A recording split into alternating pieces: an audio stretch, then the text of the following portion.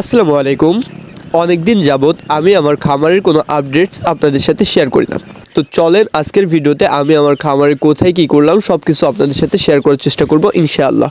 সকাল সকাল ঘুম থেকে উঠে আমি আমার খামারের পাখিগুলোকে খাবার পানি দিয়ে ফেলি। আমার এই পাখির বয়স আজকে 27 দিন। যদিও এই পাখিটা 25 দিন বয়সে নিয়ে যাওয়ার কথা ছিল, কিন্তু ভাইয়ের একটু সমস্যার কারণে সে 2 দিন লেট করে আসতেছে। তো আজকে একটু পরেই এসে এই পাখিগুলোকে নিয়ে যাবে, এই জন্য আমি খাবার পানিটা দিয়ে রাখতেছি। খাবার পানি দেওয়া শেষ করে আমি মাদ্রাসায় যাই এবং মাদ্রাসায় যাওয়ার পরই ভাইয়েরা ফোন দেয় যে ভাই আমি পাখি নিতে আসছি। তো সেইখান থেকে তাড়াহুড়ো করে আমি বাসায় চলে আসি এবং বাসায় চলে এসে পাখিগুলোকে ধরে দিই। তো এইখানে আমার মোট পাখি ছিল 700-র মতো। এইখান থেকে মায়া পাখি বেরোইছে 380 পিস। তো আমি ভাইকে 380 পিস অরিজিনাল জাপানি জাতের 27 দিন বয়সী মায়া পাখি দিয়ে দিলাম।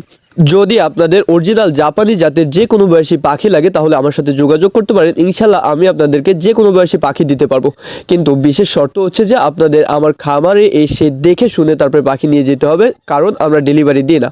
ফিমেল পাখিগুলো সকালে এসে ভাইয়ারা নিয়ে যায় এবং এইখানে যে মেল পাখিগুলো আছে এইটা পাইকার এসে সন্ধ্যায় নিয়ে যাবে। তো আমরা এই ফিমেল পাখিটা কত করে বিক্রি করলাম এবং এইখানে যে মেল পাখিটা এইটা কত করে বিক্রি করি আমরা সে সম্পর্কে আপনাদেরকে ধারণা দেওয়ার চেষ্টা করব।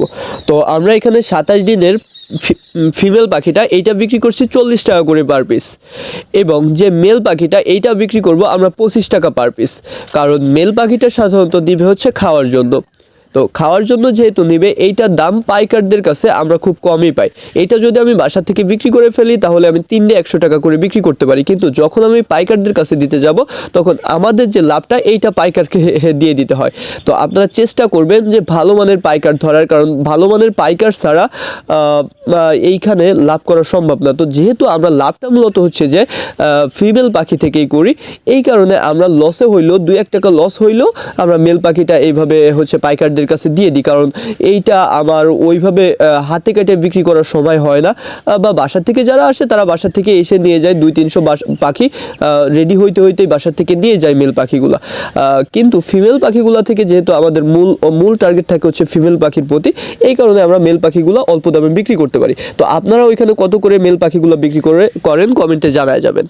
নিজের বাচ্চার মতো করে যত্নের সহিত আমরা কোয়েল পাখির বাচ্চাগুলোকে লালন পালন করি এবং ছোটো থেকে বড় করি। তো এই বাচ্চাগুলো ছোটো থেকে এত কষ্ট করে বড় করার পরে যখন বিক্রি করে ফেলি তখন খুবই কষ্ট লাগে, এবং এই কষ্টের পাশাপাশি বাচ্চা বিক্রি করার পরে আরও একটা কষ্টের কাজ থাকে, সেটা হচ্ছে বাচ্চা প্রত্যেক ব্যাচ বিক্রি করার পরে যে লেটার পরিষ্কার করা। তো এই লেটারটা পরিষ্কার করতে আমাদের অনেক বেশি কষ্ট হয়, এবং আমি আর আম্মু দুজনে মিলে লেটারটা পরিষ্কার করে ফেলি এবং লেটার পরিষ্কার করে নতুন লেটার এখানে নতুন তুষটা এনে আমরা লেটারে তুষ ব্যবহার করি। অনেকে কাঠের গুঁড়া ব্যবহার করেন, কিন্তু কাঠের গুঁড়োটা আমি বলবো যে কাঠের গুঁড়া ব্যবহার করবেন না, কারণ এইটাই পাখির চোখে সমস্যা হয়। তো আমরা তুষটা ব্যবহার করি এবং তুষটা ঠান্ডার জন্য খুবই উপকারী। তুষটা খুব সহজে গরম হয়। এটা নতুন তুষটা ঢেলে দিয়ে চারপাশে সুন্দর করে ছড়িয়ে ছিটিয়ে দিয়ে আমার ব্রুডিংয়ে থাকা যে 10 দিন বয়সী পাখিগুলো আছে এই বাচ্চাগুলোকে আমি এনে এইখানে ছেড়ে দিই।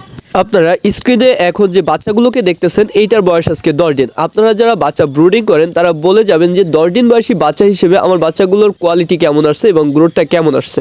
মাশাআল্লাহ, আমার এই বাচ্চাগুলো খুবই ফুরফুরে ও চঞ্চল প্রকৃতির। তো এই বাচ্চাগুলোকে আমি আমার প্যারেন্টস পাখির জন্য রেডি করব ইনশাআল্লাহ।